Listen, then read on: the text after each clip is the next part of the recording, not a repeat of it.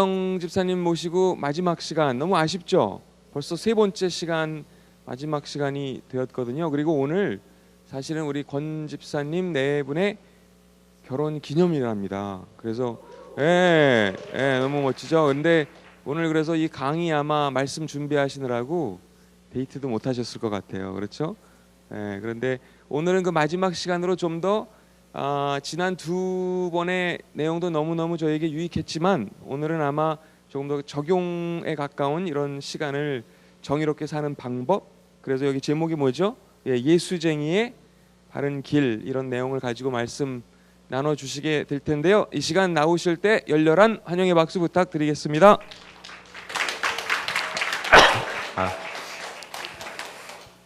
예, 드디어 저걸 뗄 수 있게 돼서 기쁜 것 같습니다. 마이크 괜찮은 거 생각보다 크게 나오는 것 같은데. 예. 자, 오늘 세 번째 순서고요. 말씀하신 대로 이제 그동안 배웠던 것을 이제 어떻게 우리 삶 속에서 적용할 것인가 하는 주제에 대해서 오늘 나눠보도록 하겠습니다. 예상했던 대로 지난주보다는 훨씬 적은 인원이, 지난주에 워낙 큰 부담을 재산도 좀 다 팔아야 되고 이제 이런 부담감을 드렸기 때문일 수도 있고, 아무튼 또 좋은 것 같습니다.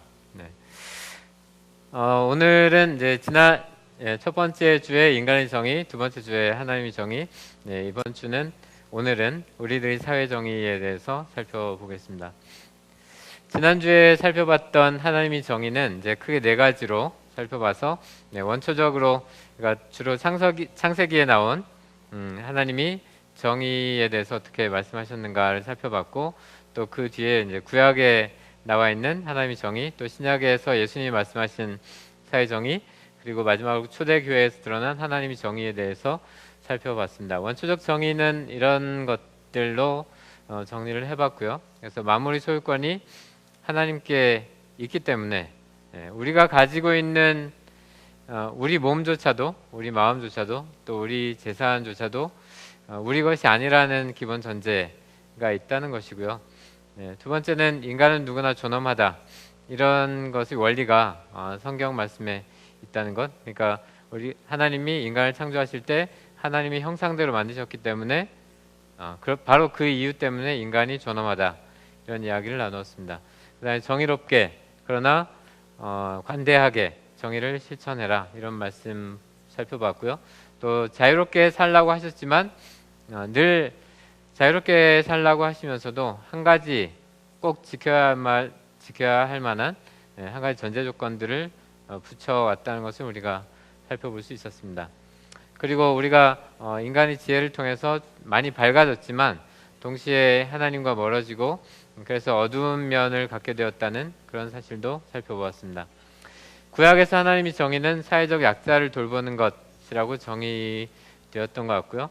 그래서 하나님을 믿는 자에게 사회적 약자를 돌보는 것은 그냥 할 수도 있고 하지 않을 수도 있는 선택이 아니라 의무사항이다, 반드시 해야만 하는 그런 사항이라는 것을 보았습니다. 그래서 좀 더 한 걸음 더 발전을 시키자면, 약자를 돌보지 않는 것은 그냥 인색한 것이 아니라 불의한 것이고, 심지어 그 어려운 사람으로부터 빼앗는 것이다, 이렇게 적용할 수도 있다는 것을 보았습니다. 반대로 약자들의 입장에서 돌봄을 받는 것은 혜택을 받는다기보다는 오히려 권리로 볼 수 있다는 것도 살펴보았습니다. 모세의 민법에서 이런 5가지 제도를 살펴보았고요. 그래서 하나님은 결과적으로 불평등을 인정하셨지만, 그러나 인간이 이스라엘 백성들을 통해서 보여주신 것처럼 인간이 완전한 평등을 이루어가기 위해서 노력할 것을 또한 강제하셨다는 것도, 또 하나님의 지혜로 여러 가지 지혜를 보여주셨고 그것을 실천하라고 명령하셨던 것을 보았습니다.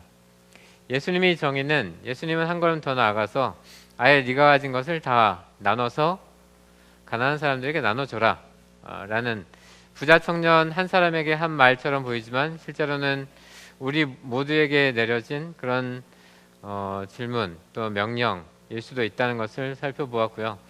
남의 눈에 티끌보다 내 눈에 있는 들보를 돌아보아라 하는 것처럼, 다른 사람, 그러니까 정의라는 기준으로 다른 사람의 허물을 들춰내서 그것을 징계하고 처벌하는 것보다 우선 우리 자신을 돌아보는 자세가 먼저 필요하다는 것도 볼 수 있었습니다. 또 초대교회에서 드러난 하나님의 정의를 보면 구약에서 하나님이 명령하신 것 이런 것들이 초대교회에서 그대로 드러나는 모습들을 살펴볼 수 있었습니다. 조금이라도 자기 것이라고 하는 사람이 없었다. 그러니까 자기 재산을 자기의 것이라고 소유권을 주장하는 그런 사람이 없었다는 모습, 그런 모습을 살펴볼 수 있었습니다. 아까 원초적 정의에서 본 것처럼 모든 것이 하나님의 것이기 때문에 우리 자신의 것이 아니라 모두 하나님의 것, 또 우리가 같이 나눠 가져야 할 것, 그렇게 정의할 수 있다는 것도 보았습니다. 또 결과적으로는 이렇게 서로 나누어 가지는 모습을 통해서 그 중에 가난한 사람이 하나도 없었다. 그런 증거도 보여주셨습니다. 그러니까 우리가 자기 것을 아낌없이 다른 사람들에게 나눠줄 때 실제로 우리는 가난한 사람이 하나도 없는 상태를 만들어내 이 세상에서 구현할 수 있다는 것도 볼 수 있었습니다.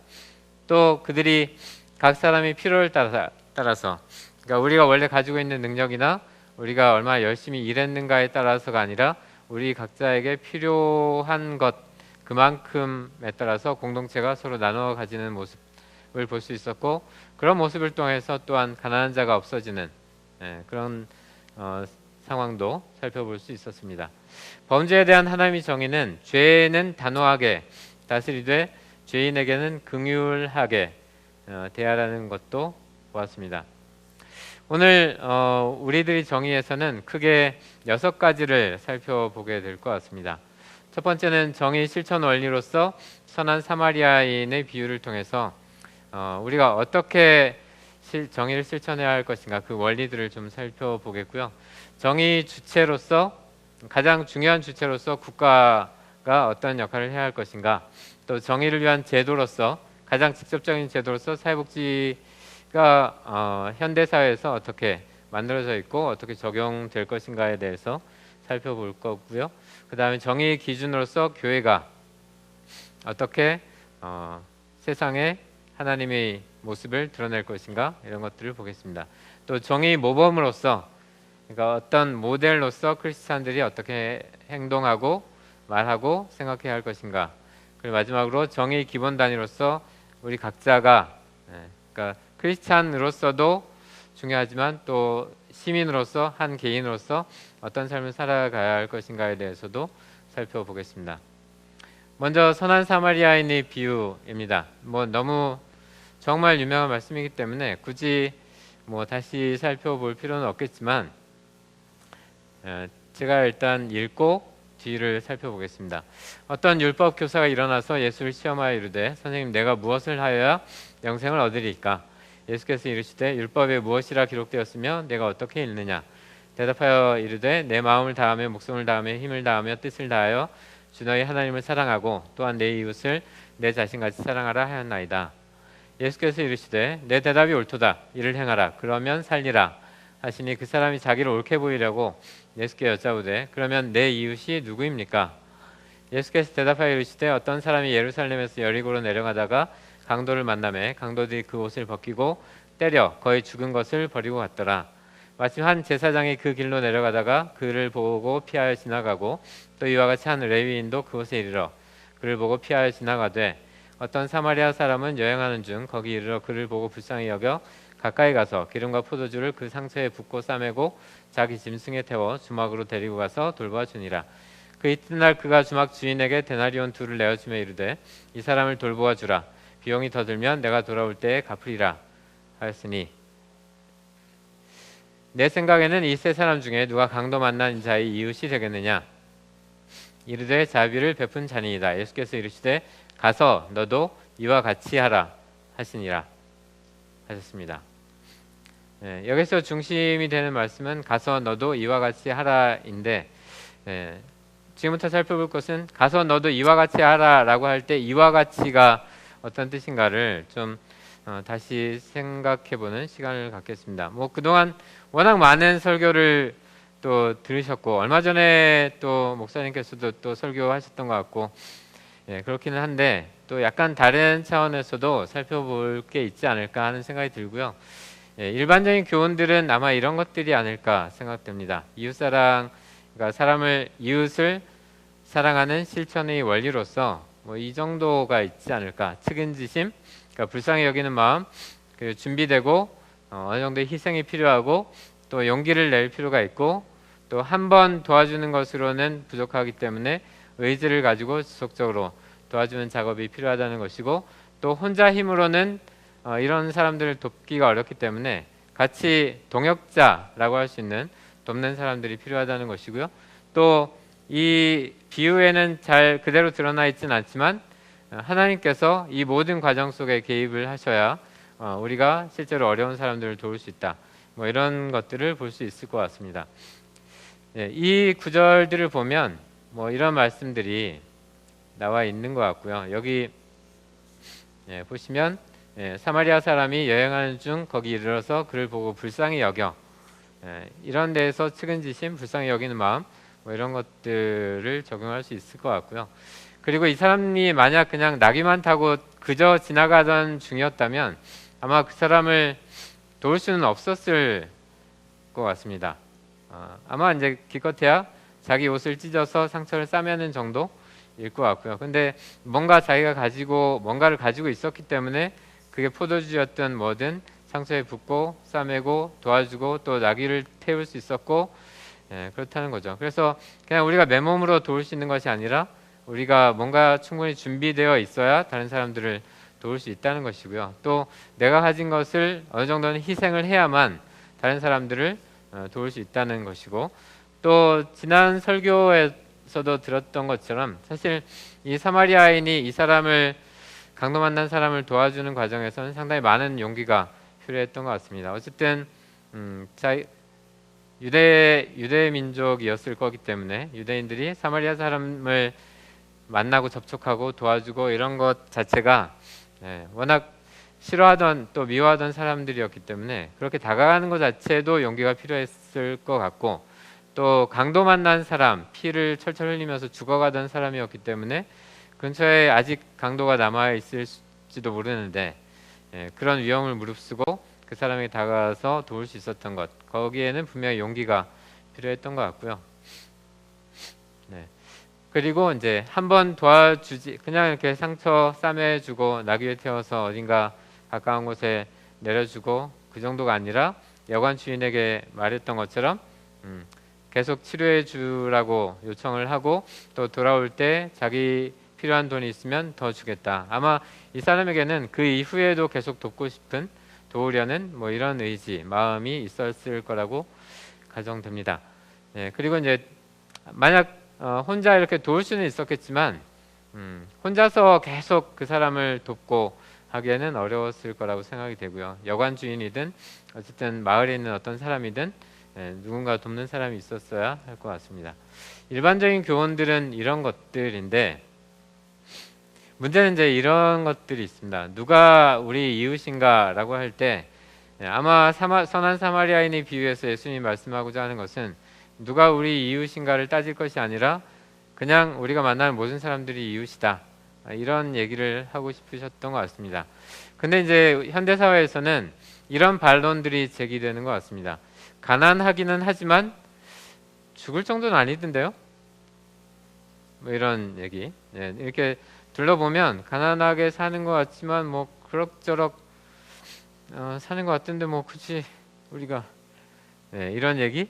또 두 번째는 우리도 먹고 살기 힘든데 뭐 다른 사람까지 그렇게 도와줘야 하느냐. 아마 많은 사람들이 이런 생각을 할 것 같고요. 또 세 번째는 뭐 글쎄 그게 뭐 측은지심이든 어쨌든 어떤 동기든 우리가 도와줄 수는 있겠는데 도와주더라도 그 사람들이 딱히 우리에게 고마워한다는 느낌을 갖지 못하고 있고 또 심지어 부도덕한 사람들도 가끔 보인다는 것이고 그런데 우리가 굳이 세금이든 어떤 방식으로든 그런 사람들을 도와줘야 하느냐 이런 반론들이 제기되는 것 같습니다.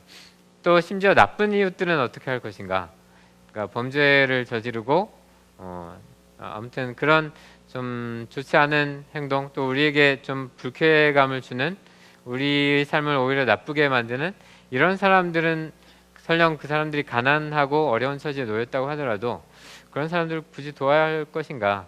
이런 반론들이 제기되는 것 같습니다. 예, 이것에 대한 이제 논리적인 답변은 사실 지난주에 잠깐 소개해드렸던 팀 켈러의 정의란 무엇인가라는 책에 조목조목 다 반박이 달려 있습니다. 이 자리에서 뭐 그걸 다 설명할 필요는 없을 것 같고요. 그냥 한마디만 말씀드리자면 그냥 우리 자신을 돌아보면 된다는 거죠. 예. 우리 자신은 하나님의 용서와 사랑에 대해서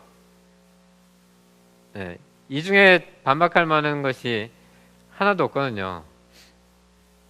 우리가 하나님에게 도와달라고 할 때 또는 우리를 구원해달라고 할 때 사실 우리가 그런다고 해서 죽을 정도는 아니잖아요. 그냥 그렇고 또 뭐 글쎄 고마울 줄은 아는지는 잘 모르고 저는 별로 안 그런 것 같거든요. 그리고 저는 심지어 나쁜 이웃이기도 하고요. 다른 사람들을 괴롭힐 때가 있고 상처를 줄 때도 있고 제 학생들이 참 갑자기 불쌍해. 계속 시험을 막 어렵게 내서 나쁜 이웃인 것 같기도 하고 아무튼 뭐 꼭 그런 것이 아니더라도 그냥 살아가면서 또는 그동안 계속 다른 사람들에게 또 상처를 주었고 이런 것들을 기억하면 생각해 보면 과연 내가 용서받을 자격이 있는가, 구원받을 자격이 있는가 이런 거에 대해서 생각해 보게 됩니다. 뭐 논리적인 여러 가지 또 답변들이 있지만 제 생각에는 그거 하나만으로도 충분히 이 반론에 대한 또 다른 반론이 되지 않을까 생각됩니다. 자, 근데 이제 제가 좀 생각해 보고 싶었던 것은 이제 이런 건데 원래는 좀 스토리를 꾸며서 말씀드리고 싶었는데 시간이 그렇게 많지는 않을 것 같아서 근데 선한 사마리아인을 이렇게 각색해 보면 이런 거죠. 제사장 김 목사님, 레위인 최 집사님, 뭐 사마리아인 킨생 씨, 외국인 노동자 이름을 따온 건데 또 여관주인 정 사장, 이런 사람들이 이 이야기에 등장합니다. 이 중에서 빠진 사람은 누굴까요? 선한 사마리아인의 비유에서 빠진 사람은?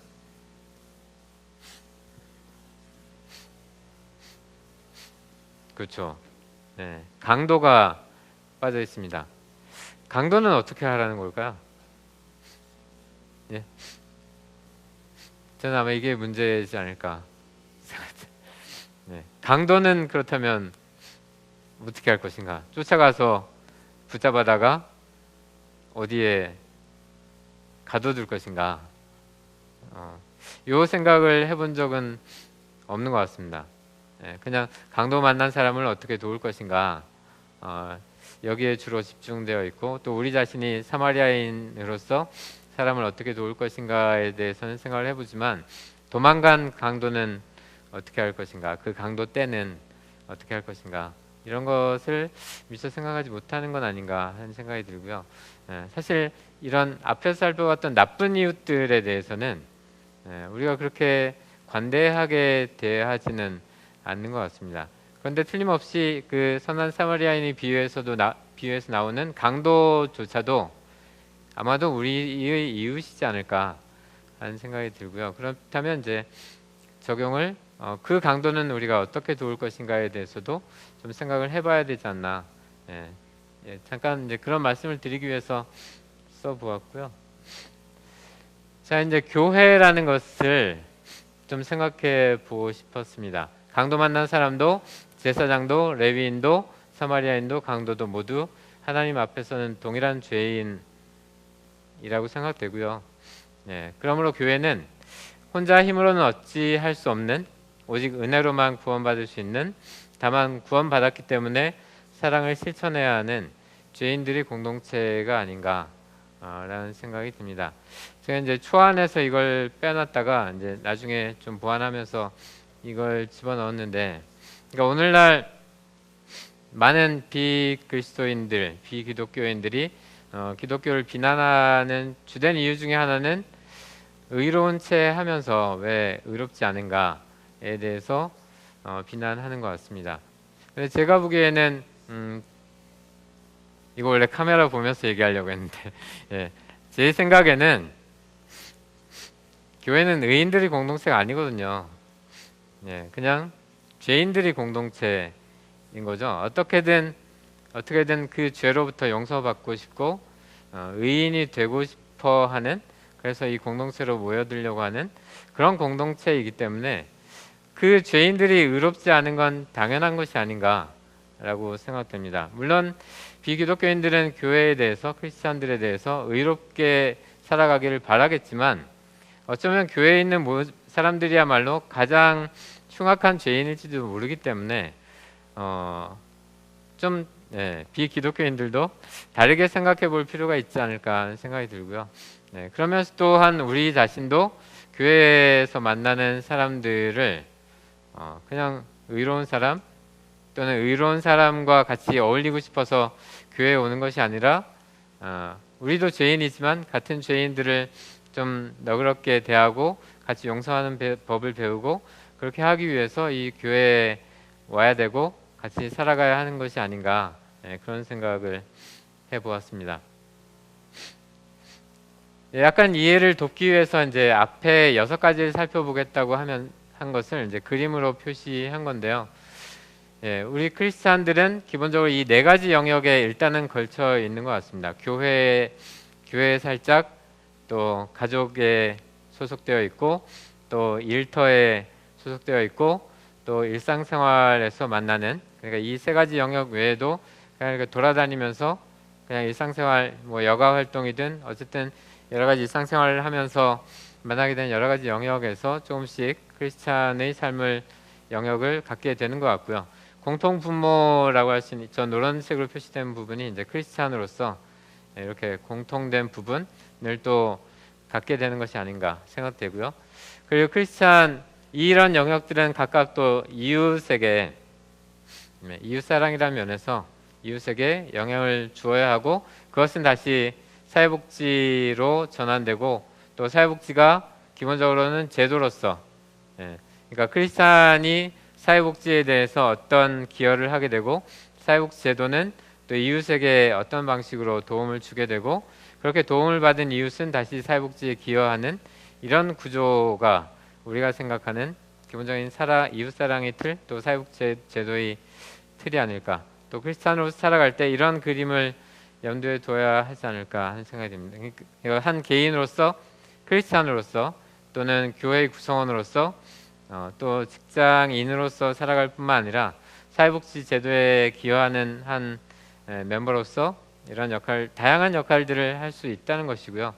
어쩌면 우리 스스로가 우리가 할 수 있는 것들을 너무 제한적으로 생각하기 때문에 할 수 있는 것이 그렇게 많지 않은 것처럼 보이지 않나 라는 생각이 듭니다. 그러니까 우리가 그냥 모든 삶의 영역에서 정의를 실현할 수 있는 여러 가지 방법들, 전략들이 있는데, 그냥 우리가 보통 하고 있는 것들은 아주 제한적인 몇 가지에 불과하기 때문에 이러한 활동들이 이렇게 그다지 하나님이 기대하시는 만큼 원활하게 이루어지지 않는 것이 아닐까, 이런 생각이 들었습니다.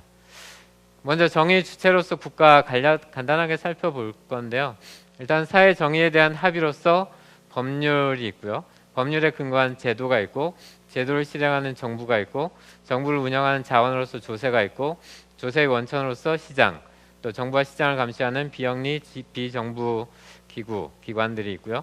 권력의 원천으로서 국민이 있다고 생각됩니다.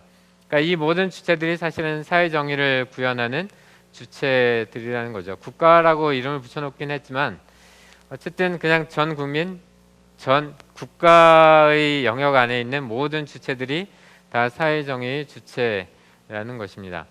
그리고 법률이 있다고 하더라도 그 법률은 제도와 연결돼 있고, 그 제도는 정부에 의해서 실현 또 실행되어야 하고, 또 그것은 조세가 있어야만 그 정부를 운영할 수 있고, 이렇기 때문에 이 모든 것들이 다 서로 연결되어 있고 정의롭게 굴러가야만 정의로운 사회 정의를 실현할 수 있지 않나 하는 생각이 듭니다. 지난주에 이제 부담을 많이 드렸기 때문에 오늘은 좀 면죄부를 드리는 시간을 가지려고 했거든요. 우리가 왜 재산을 다 팔아서 가난한 사람들에게 나눠주지 않아도 되는가에 대해서 오늘 말씀을 드릴 텐데, 가장 중요한 이유는 평등을 위한 두 가지 제도가 있기 때문에 그렇다고 생각됩니다. 첫 번째가 조세고 두 번째가 사회복지인데요. 우리는 현대 국가들은 이 두 개의 제도를 통해서 평등을 구현하려고 노력하고 있습니다. 다만 이 두 가지 제도가 얼마나 발전했느냐에 따라서 이른바 복지국가로 분류되기도 하고 그냥 비복지적인 국가가 우리나라처럼 그런 국가로 분류되기도 하고 그런 차이가 있다고 생각됩니다. 그런데 이제 산업화된 대부분의 현대 국가들은 이 두 가지 제도를 가지고 있는 거죠. 일단 조세는 기본적으로 누진세를 통한 1차적 재분배를 하게 됩니다. 아마 여기 계신 분들은 대부분 다 세금을 내고 계시리라고 생각되고요. 애초에 월급을 받을 때부터 세금을 떼고 나오기 때문에 그것이 일단 정부로 흘러들어가서 불평등을 해소하는, 평등을 구현하는 그런 방식으로 운영이 되는 셈이죠. 다만 이제 문제는 얼마나 그 돈이 평등을 위한 또는 사회 정의를 위한 방향으로 가겠는가 이런 문제고 또 더 중요한 것은 누진적인가라는 문제거든요. 그러니까 소득이 많으면 많을수록 재산이 많으면 많을수록 더 많은 세금을 내고 있는가에 따라서 이것이 정말 평등한 사회를 정의로운 사회를 구현해낼 수 있는가에 영향을 미치는 거죠. 기본적으로 우리나라는 그다지 누진적인 조세제도를 운영하지 않는 것으로 평가되고 있습니다. 일정한 소득 수준까지는 누진세가 적용되는 것처럼 보이지만 실제로 최상위 부자들 소득 수준으로 올라가게 되면 일종의 상한선 같은 게 보여지기 때문에 실제로는 상당히 많은 여러 가지 방법들을 통해서 여기에서 빠져나가는 것을 볼 수가 있죠. 혹시 얼마 전 뉴스에서 보셨는지 모르겠지만 작년 탈세액이 보도된 적이 있습니다. 혹시 얼마인지 아세요? 탈세라는 것은 내야 할 세금을 내지 않았다는 뜻이죠.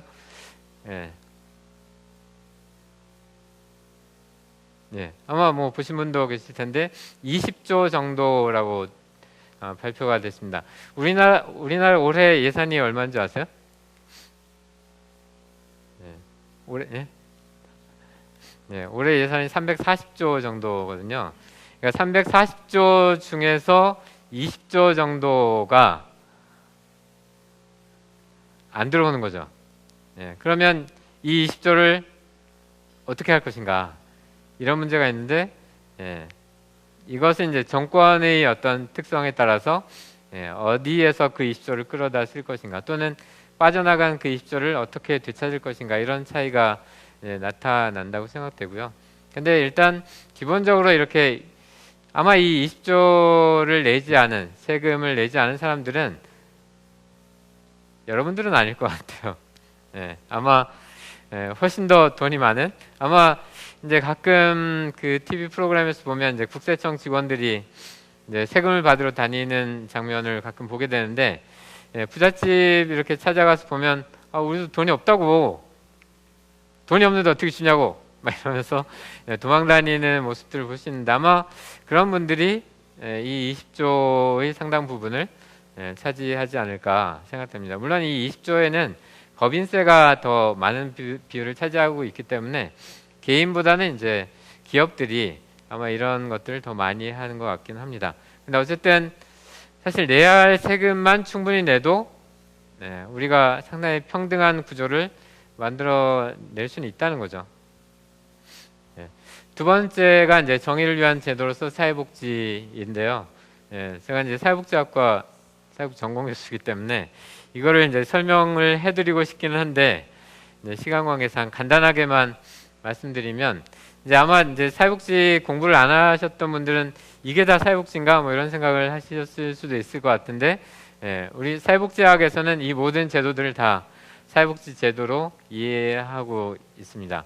그러니까 이제 여러분들이 내고 계시는 국민연금 그 보험료라든가 건강보험 아마 산재보험 안 내고 계실 거고요. 고용보험은 뭐 다 내실지 모르겠지만 어쨌든 고용보험 또 건강보험과 비슷한 비율로 이렇게 그 10분의 1 정도 이렇게 빠져나가는 장기요양보험 이 5가지 제도가 사회보험 제도라고 묶여서 우리 월급에서 이렇게 계속 나가게 되죠. 그리고 공공부조는 우리가 국민기초생활보장제도라고 부르는 또 의료급여 제도와 같이 묶어서 공공부조 제도라고 묻고 있습니다. 이것은 기본적으로 최저생계비 이하의 생활을 하고 있는 가난한 사람들을 돕기 위한 제도죠. 이 제도에 들어가는 비용은 기본적으로 세금을 통해서만 사용하고 있습니다. 세금을 걷어들여서 그 세금의 일부로 이렇게 사용하고 있습니다. 제가 기억하기로는 이 국민기초생활보장 제도를 운영하는 돈이 20조가 채 안 되는 걸로 알고 있거든요. 뭐 나중에 또 항의 전화가 올지는 모르겠지만 아마 그렇게 20조를 넘는다고 하더라도 그렇게 많지는 않을 것 같습니다. 그러니까 사실은 20조만 충분히 탈세된 20조만 들어와도 가난한 사람들을 가난하지 않은 상태로 훨씬 더 많이 만들 수 있다는 거죠. 그리고 사회복지 서비스라고 부르는 영역들이 있습니다. 그러니까 시설 아마 많이 알고 계시는 그냥 흔히 고아원이라고 부르는 또는 보육원이라고 부르는 아동 양육시설들, 그리고 장애인복지시설, 노인 요양시설, 양로시설, 뭐 이런 시설들이 있고요. 또 집에서 보호하는 형태도 있습니다. 뭐 좀 중증 장애를 갖고 계시거나 어쨌든 몸이 불편한 어르신들이나 이런 분들을 위해서 복지관이나 이런 재가보 기관에서 직접 가정을 찾아가서 도움을 제공하는 뭐 이런 형태도 있습니다. 또 한 가지는 이제 지역사회 보호라고 해서 지역사회에서 그러니까 집에서도 서비스를 받을 수 있고 또는 지역사회의 일정한 특정한 기관에 가서 도움을 받을 수도 있고 어쨌든 이런 형태로 보호하는 크게 세 가지 형태로 보고 있습니다. 이 앞에 시설 보호에는 아시는 뭐 복지관이라든가 종합사회복지관, 장애인복지관, 노인복지관 이런 곳들을 다 포함하는 거고요. 이런 다양한 형태로 제공되는 서비스들, 여기서 말하는 서비스라는 것은 사회복지사 같은 사람들이 그 도움을 받아야 할 사람들과 주로 1대1 또는 1대 다수로 만나서 대인 서비스를 제공하는 이런 것들을 말하는 거죠.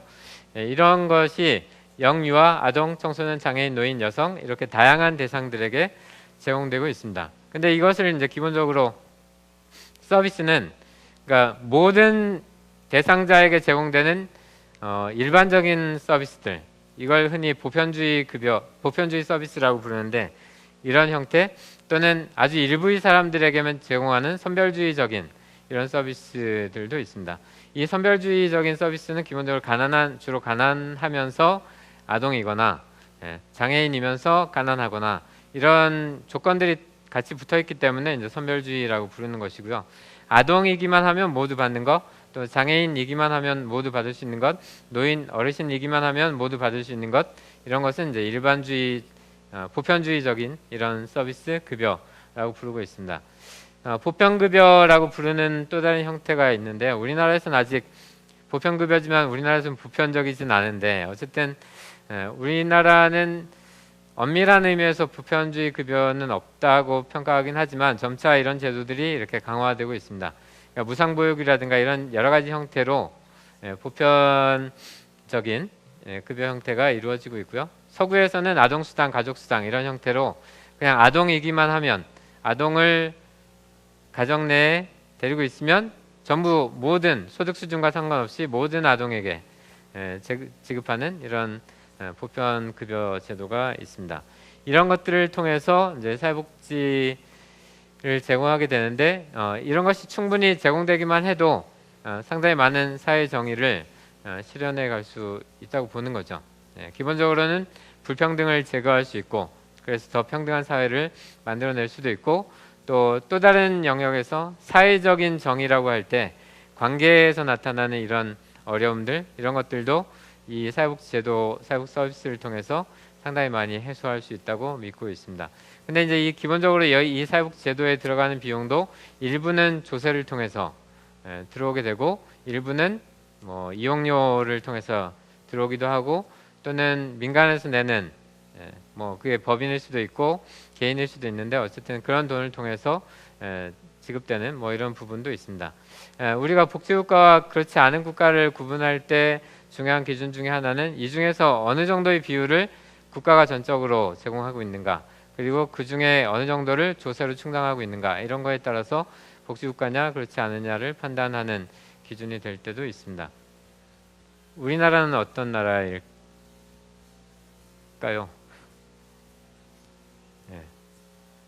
이게 이제 나중에 사회복 개론 시험에 나오는 문제이기도 한데, 근데 이제 제가 보기에 이제 이 사회정의를 강의를 준비하기 위해서 공부하고 또 생각하는 과정에서 떠오른 것은 맹점이 있다는 것인데요.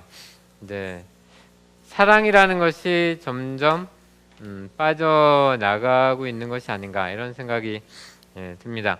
아마 이제 예를 들면 이제 장기요양보험 제도 같은 것을 예로 들 수 있을 것 같은데요. 이제 장기요양보 기관에서 요양보호사 같은 분들이 이렇게 나가서 치매 어르신들을 뭐 시설에서 보호할 수도 있고 아니면 댁으로 가서 간병을 해드릴 수도 있고 뭐 이런 형태인 거죠. 예전에는 그것을 아들, 딸, 며느리, 사위 뭐 이런 사람들이 했던 것 같습니다.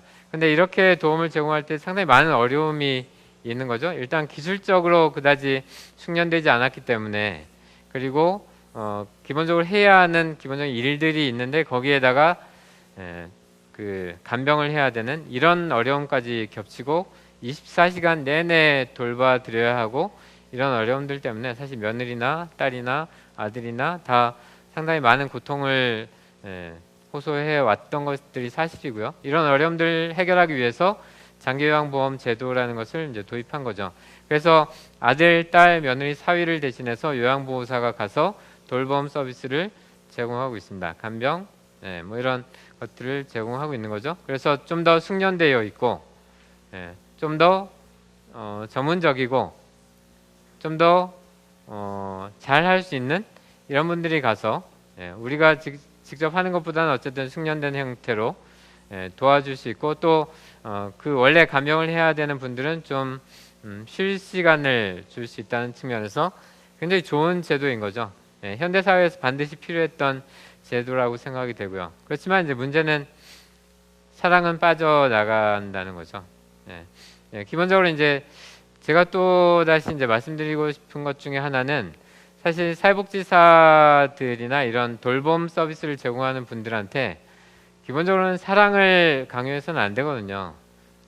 왜냐하면 그런 서비스를 제공하라고 훈련받았을 뿐이고, 물론 대부분의 사회복지학과나 이런 관련 학과에서는 사랑을 밑바탕으로 해서 그 서비스를 제공하라고 가르치고 있는 것은 사실입니다.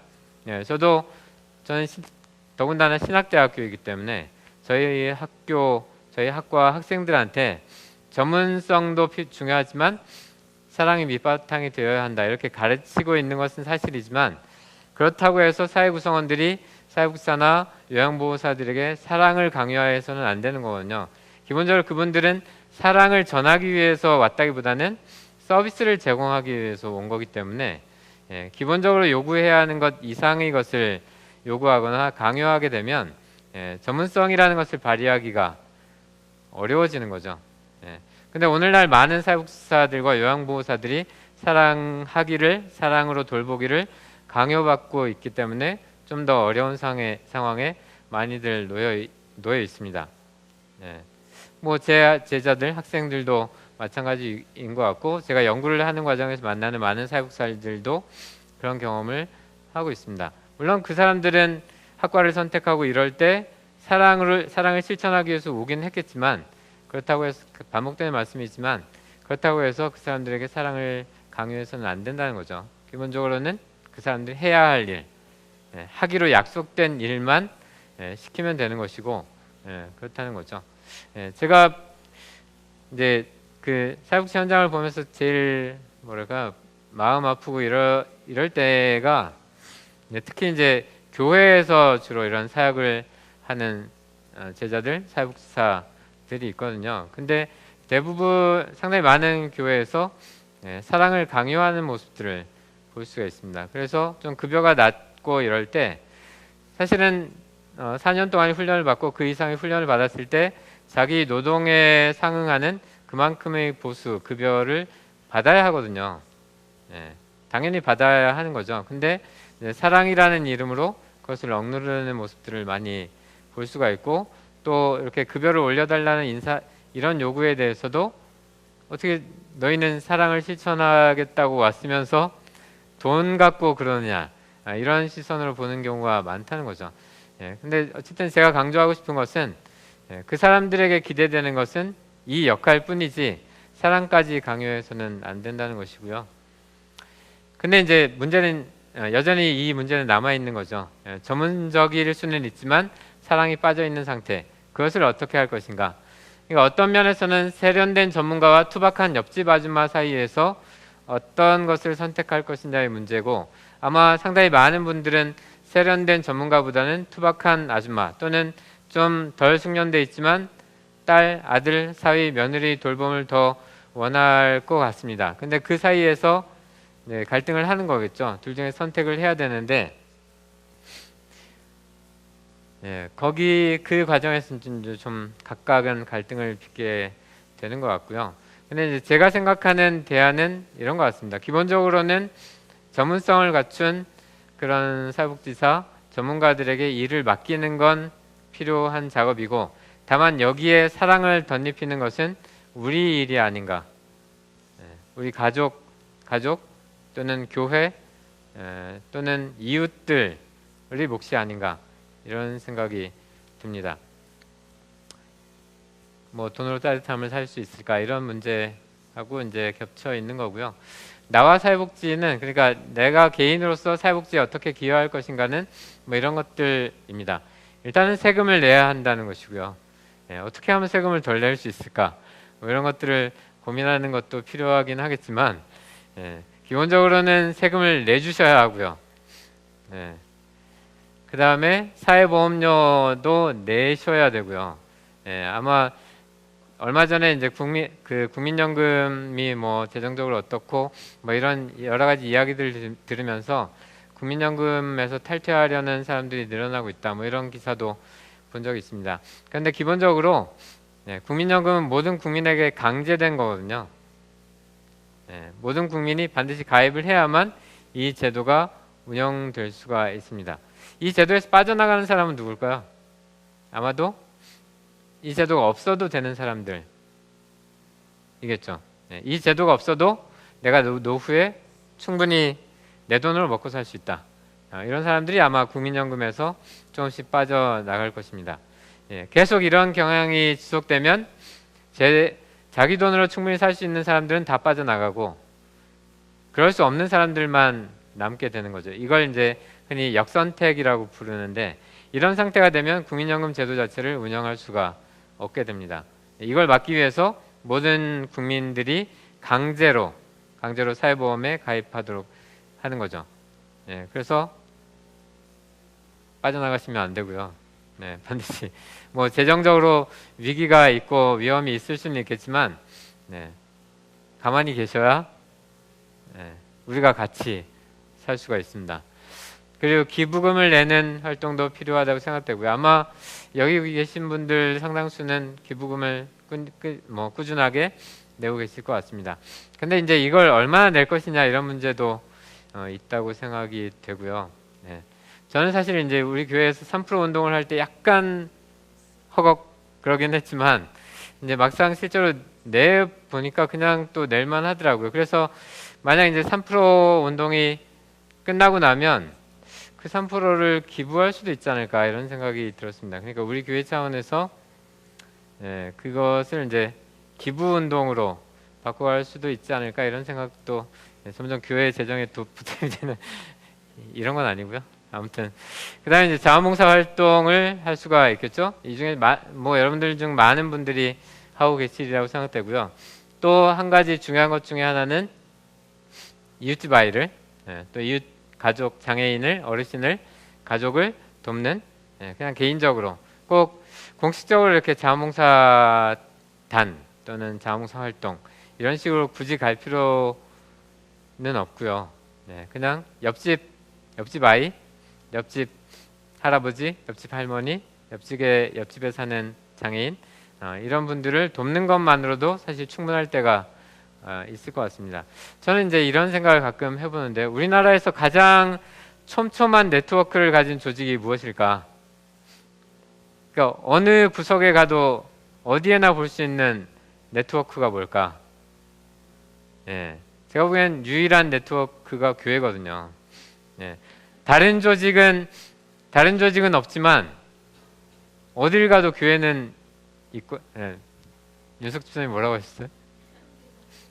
해병대. 예. 해병대 전우회. 예. 뭐 그것도 있겠지만 예. 해병대 전우회가 굉장히 중요한 역할을 하고 있는 건 이제 사실이고요. 네, 어쨌든 근데 어디에 가나 교회가 있거든요. 근데 문제는 그 교회들이 협력을 하진 않는다는 거죠. 예. 매우 촘촘한 네트워크를 구성해서 운영할 수 있음에도 불구하고 개별 교회는 그냥 각자 돌아간다는 것이 가장 중요한 문제이지 않을까. 그래서 사실은 이 교회들만 아주 촘촘하게 네트워킹이 돼 있어도 사실 그냥 혼자 독방에서 쪽방에서 살다가 돌아가시는 분들, 예, 그냥 어디 그냥 이웃을 그냥 이렇게 동네를 돌아다니다가 나쁜 일을 당하는 이런 일들, 이런 것을 충분히 막을 수 있지 않을까 하는 생각이 듭니다. 예, 그래서 사실 제가 교회한테 제안하고 싶은 것은 각자 하는 것도 중요하지만 정말 교회가 아주 튼튼한 촘촘한 그런 네트워크를 갖추고 같이 하면 충분히 지금 상태보다 훨씬 더 우리나라를 좋은 상태로 더 정의로운, 더 평등한 사회로 만들어 갈 수 있다는 거죠. 이제 뒤에서도 사실 다시 나오는데 어쨌든 사회복지 제도의 기능은 뭐 이런 것들이고요. 이제 이거는 이제 나중에 사회복지 개론 강의를 들으시면 되는데 여기서는 이제 생략하겠습니다. 복지국가와 우리나라의 차이는 이런 거라고 생각됩니다. 사회적 위험에 대한 대처 능력의 차이거든요.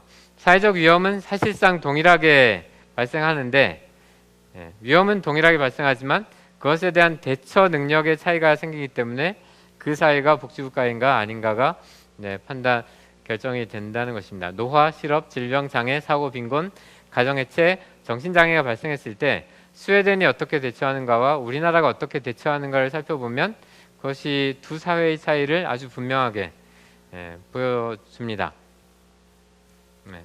만약 어떤 사람이 실직하게 되었을 때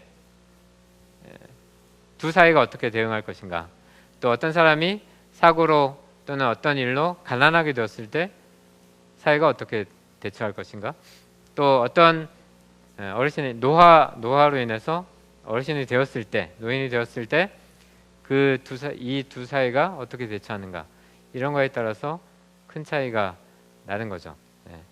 실제적으로 스웨덴이나 이런 국가들은 빈곤율이 거의 없는 것으로 나타나고 있습니다. 그 이유는 빈곤이 생길 여지를 주지 않는 거거든요.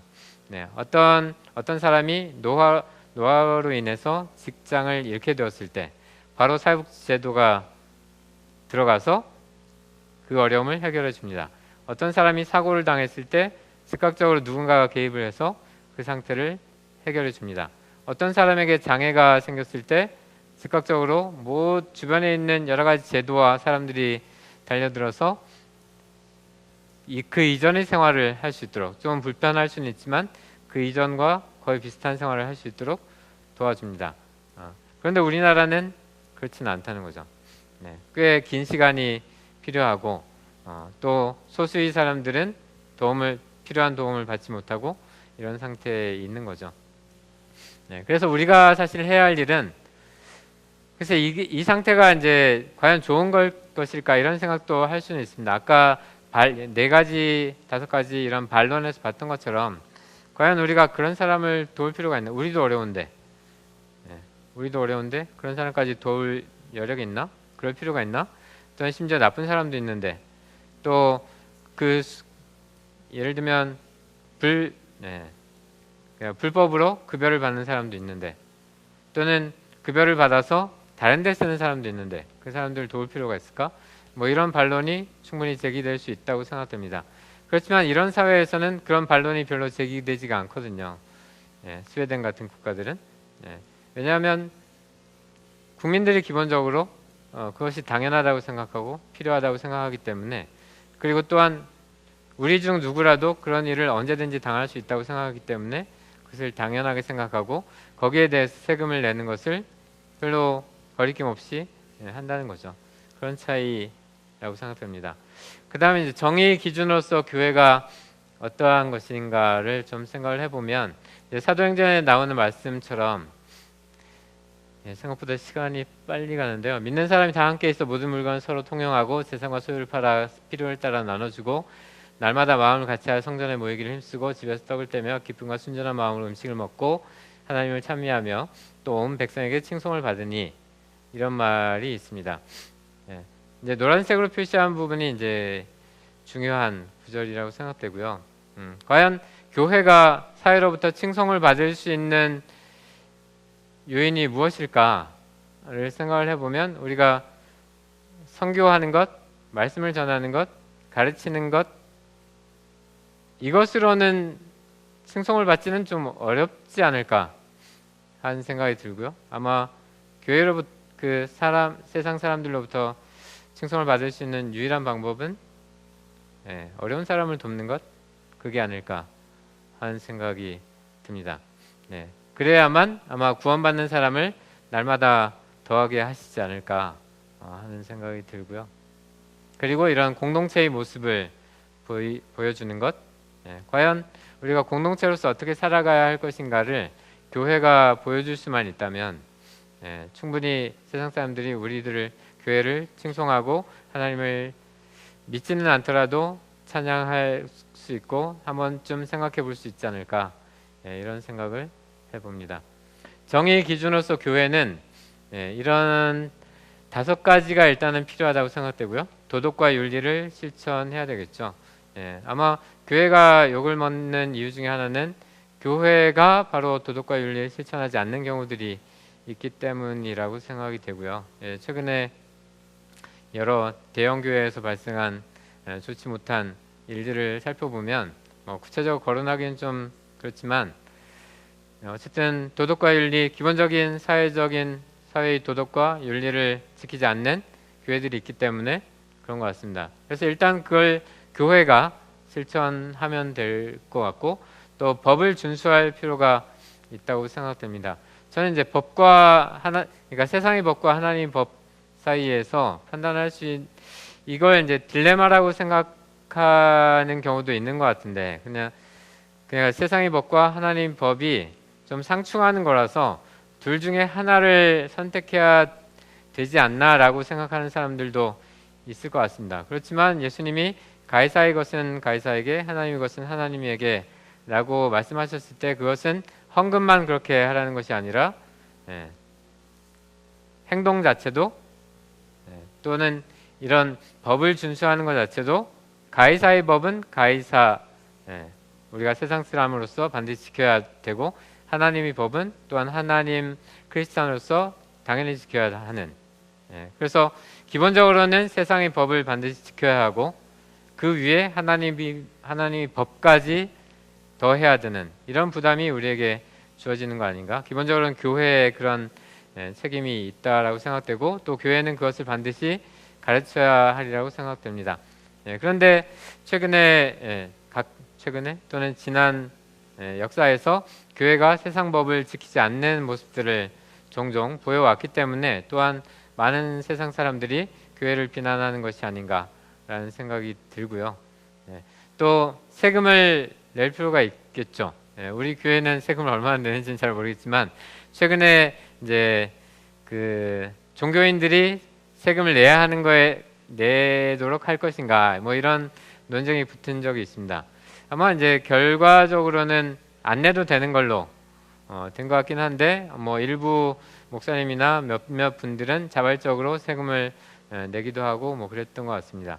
그래서 이제 그거는 글쎄 뭐 선택의 여지가 있는 것처럼 보이긴 하지만 일단 교회는 또 어느 정도는 사역자, 목회자들도 세금을 내야 하지 않을까 이런 생각도 좀 해보고요. 또 구제 사역에 헌신하는 모습을 보여야 하겠고요. 근데 이건 이제 많은 교회들이 하고 있기 때문에 넘어가도 될 것 같고 선한 공동체의 모습이라는 것은 이제 앞에 말씀에서 살펴본 것처럼 정말 이렇게 같이 모여서 서로 허물을 용서해주고 더 위로해주고 격려해주고 같이 나누고 이런 모습을 보여주면 선한 공동체의 모습을 보여주면 충분히 정의 기준을 세상에게 보여줄 수 있지 않을까 하는 생각이 들고요. 저는 이제 약간은 급진적인 제안일 수는 있는데 자발적 증세 운동을 한번 해볼 수 있지 않을까 하는 생각이 듭니다. 이제 정권이 바뀌고 이러면서 이제 부자들에게 더 세금을 내라고 하지 않고 그냥 기존의 시스템에서 돈을 아껴서 부족한 부분을 이제 채워 넣는 방식으로 가겠다고 이제 하는 거죠. 예. 근데 이러다 보니까 사실 어려움이 있는 거죠. 예. 기본적으로 필요한 돈이 있는데 세금을 더 걷어들이지 않기 때문에 어려운 상태가 이제 계속 유지되는 건데, 만약 좀 더 이제 진보적인, 이런 정치적인데 약간 뭐 아무튼 그 한 걸음 더 가면 교회가 또는 크리스찬들이 자발적으로 저는 세금을 더 낼게요, 이러면 좋지 않을까, 이런 생각도 듭니다. 아까 말씀드린 것처럼 3%를 더 내겠습니다. 물론 이제 국가나 대전시는 계산하기 힘든데 뭐 이렇게 나올 수도 있긴 하겠지만, 그게 꼭 세금의 형태일 필요는 없을 것 같고요. 어쨌든 교회나 크리스찬 공동체가 자발적으로 일정한 원래 내야 하는 세금보다 더 많은 것을 내고 모으고 그것을 사회복지나 이런 정의를 구현하는 방식으로 활용할 수 있게 만들면 더 좋지 않을까, 이런 생각이 들었습니다. 가능할지는 잘 모르겠지만, 그 다음에 정의 모범으로서 크리스찬은 이제 비슷한 말씀이죠. 너희 빛이 사람 앞에 비추게 하여 그들로 너희 착한 행실을 보고 하늘에 계신 너희 아버지께 영광을 돌리게 하라. 이 뭐 다 아시는 말씀일 것 같고요. 그래서 우리 자신이 사실은 크리스찬으로서 그냥 세상 사람들과 어울려 살 때 착한 행실을 보여야 하고, 그래야 하나님께 영광을 돌릴 수 있는데, 이제 제가 청년부 그 벤치에서 청년들과 같이 이야기를 나누고 할 때 듣게 되는 많은 이야기 중에 하나가, 크리스찬인 부장님이, 크리스찬인 사장님이, 크리스찬인 과장님이 오히려 더 술도 잘 드시고 더 부하 직원들을 더 괴롭히고 더 갈등을 만들어내고 더 일을 안 하려고 하고 뭐 이런 모습들도 있는 것 같습니다. 사실 이렇게만 하지 않아도 상당히 많이 바뀔 수 있지 않을까, 이런 생각이 들고요. 여기에서 이 본문은 이제 욥기에 나오는 말씀인데요. 그래서 욥기를 이제 많이 보시는지는 모르겠지만, 이런 부분이 있습니다. 욥이 친구들이 자기를 비난하니까 이렇게 반박을 했습니다. 귀가 들은즉 나를 축복하고 눈이 본즉 나를 증언하였나니 이는 내가 부르짖는 빈민과 도와줄 자 없는 고아를 내가 건졌다. 망하게 된 사람도 나를 위해서 복을 빌고 있고 과부의 마음이 나로 말미암아 기뻐 노래했고, 내가 의의를 옷으로 삼아 입었고 정의는 겉옷과 모자 같았고 시각장애인이 눈도 되고 지체장애인이 발도 되고 가난한 사람의 아버지도 되고 모르는 사람이 송사를 도와주기도 하고 불의한 사람의 턱뼈를 부수고 대신 싸워줬다는 거죠. 뺏긴 물건을 찾아주고, 욥이 그냥 단순한 부자고 착하게 산 사람이 아니라 스스로 정의를 실현하기 위해서 이런 행동을 했다는 것을 항변하는 것입니다. 내가 고아를 돌보았고 과부를 돌보았고 장애인들을 돌봤고 어려운 처지에 놓인 사람들을 도와주었고 불의한 사람들로부터 불의한 재물을 뺏어서 돌려주었고, 이런 일을 했다는 것입니다. 사실은 이제 굉장히 중요한, 그러니까 욥이 의롭다는 이야기를 들은 것 요인 중에 하나가 이런 것이 아니었을까라는 생각이 들고요. 이제 이어지는 말씀이거든요. 그래서 젊었을 때부터 고아 기르기를 아비처럼 했고, 뭐 과부를 어렸을 때부터 인도했고, 만약 사람이 의복이 없이 죽어가는 것이나 가난한 자가 덮을 것이 없는 것을 못 본 채 했다면, 뭐 그냥 내가 차라리 내 어깨가 다 빠지기를 바란다. 그렇게 그러니까 이 말은 내가 그렇게 했다는 거죠. 고아를 돌보았고 과부를 계속 어릴 때부터 도왔고 그렇다는 것입니다. 또 마지막에 하나님의 재앙을 심히 두려워하고 그의 위험으로 말미암아 그런 일을 이 위에 나와 있는 사람들 돌보지 않는 것을 할 수 없었다 라는 것입니다. 그러니까 하나님 때문에 이 일을 하지 않을 수가 없었다 라는 말씀이기도 한 거죠. 네, 정의 모범으로서 크리스천은 이런 것이 아닐까라고 생각됩니다. 모든 사람에게 친절해야 할 것 같고요. 네, 기본적으로는 그냥 잘 모르는 사람에게도 친절해야 할 것 같고, 또 은밀하게 겸손하게 바라지 않고 섬기는 모습, 또 잘못한 사람을 용서하고, 또 법과 윤리와 규칙과 질서와 예의를 지킬 필요가 있고요. 만약 사업을 하는 분이라면 세금을 꼬박꼬박 내면서 불이한 이익을 얻지 않는 이런 사업가가 되시면 될 테고, 직장인이라면 성실하게 세금을 내시면 될 테고, 그리고 지역사회 안에서 그런 세금이 돌아갈 수 있도록, 내가 지불하는 돈이 지역사회 안에서 순환될 수 있도록, 또 내가 하는 어떤 도움 행위가 그 안에서 돌 수 있도록 그런 작업을 하면 될 것 같습니다. 그러니까 어디 저기 먼데 가서 사람들 도울 일이 아니라 그냥 내 이웃을 도와주고, 그러면 그 도움을 받은 이웃이 또 다른 옆 사람, 이웃 사람을 도와주고, 이런 순환 구조가 이루어져야 하나님이 원하시는 일들이 이루어지지 않을까 생각되고요. 또 말과 행동이 일치해야 될 것 같고요. 정직하게 말하고 행동할 필요가 있고, 또 시간의 11조를 내어 이웃을 도울 필요가 있다고 생각됩니다. 그래서 그러니까 이거는 소득이 11조를 내는 수준 말고요. 그러니까 자기 시간의 11조. 그러니까 일주일이 몇 시간이죠? 24시간 7일이니까 아무튼 대충 그렇습니다. 그 시간 중에 11조.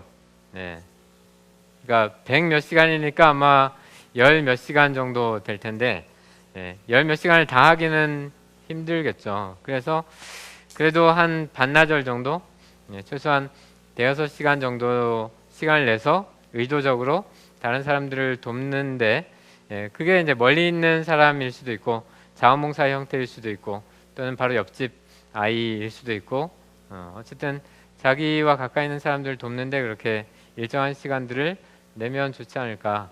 옛날에 제가 다니던 교회에서는 이제 큐티에 대해 설교하면서 이 시간이 11조를 말씀을 하시더라고요. 그러니까 시간이 우리가 보통 쓰게 되는 시간이 11조 동안 하나님을 만나고 말씀을 묵상하고 이런 데 쓰라는 식으로 이제 말씀하셨는데, 거기에 더해서 시간의 일부를 떼서 사람들을 돕는데 이렇게 쓰면 좋지 않을까 하는 생각이 들었습니다.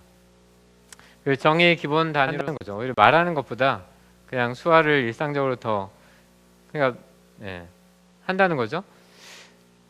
어쩌면 이게 상당히 불편한 일이 될 수도 있을 것 같습니다. 그러니까 우리한테는 사실 말을 할 수도 있는데 굳이 수화를 배워서 이렇게 하는 것이 상당히 불편한 일이 될 수가 있죠.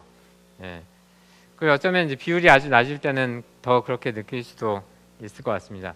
그런데 이제 이 섬은 결과적으로는 이런 생활을 했을 때 누구도 그런 상황에 대해서 불편해하지 않았다는 것이고, 오히려 모든 주민들이 다 수화를 사용하게 되니까 오히려 더 나은 점이 있었다는 거죠.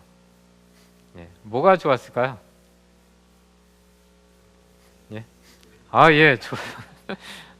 의외인데 의외의 답변이지만 아주 좋은 답변이었던 것 같습니다. 가장 좋았던 것 중에 하나 섬이잖아요. 섬이니까 뭐 농사도 지었겠지만 이제 밖에 배 갖고 나가서 이렇게 뭐 고기도 잡고 뭐 그랬겠죠. 그러면 이제 배 타고 나가면 이제 멀리 떨어지잖아요. 근데 이제 그 사람들한테 의사소통을 해야 되잖아요.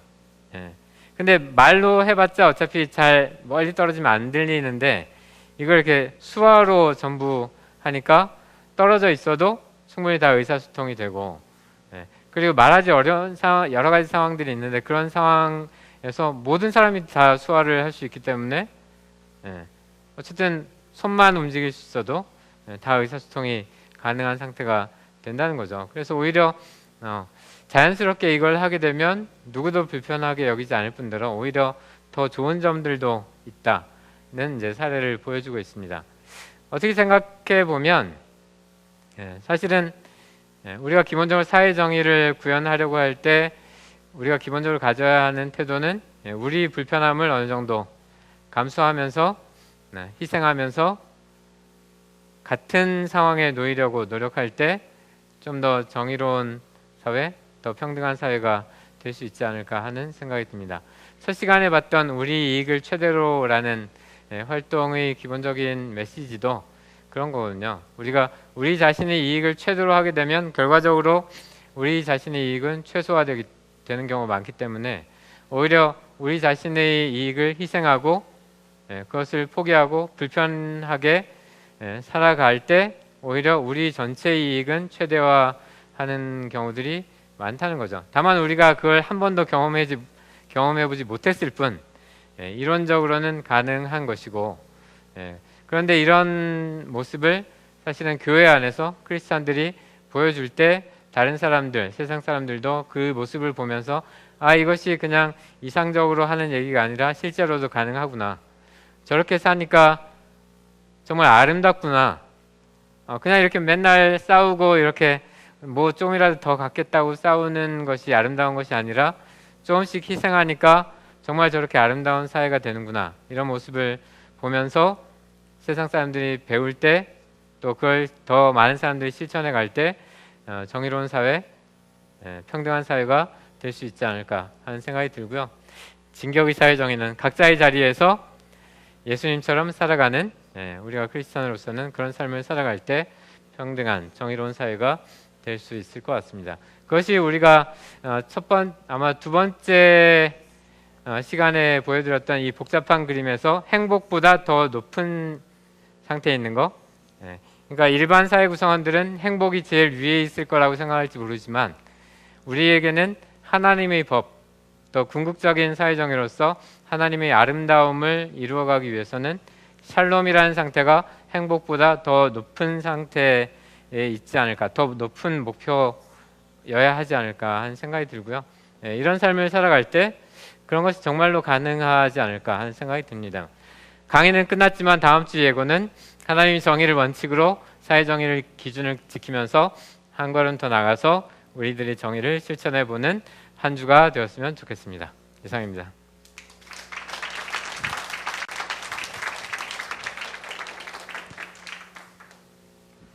너무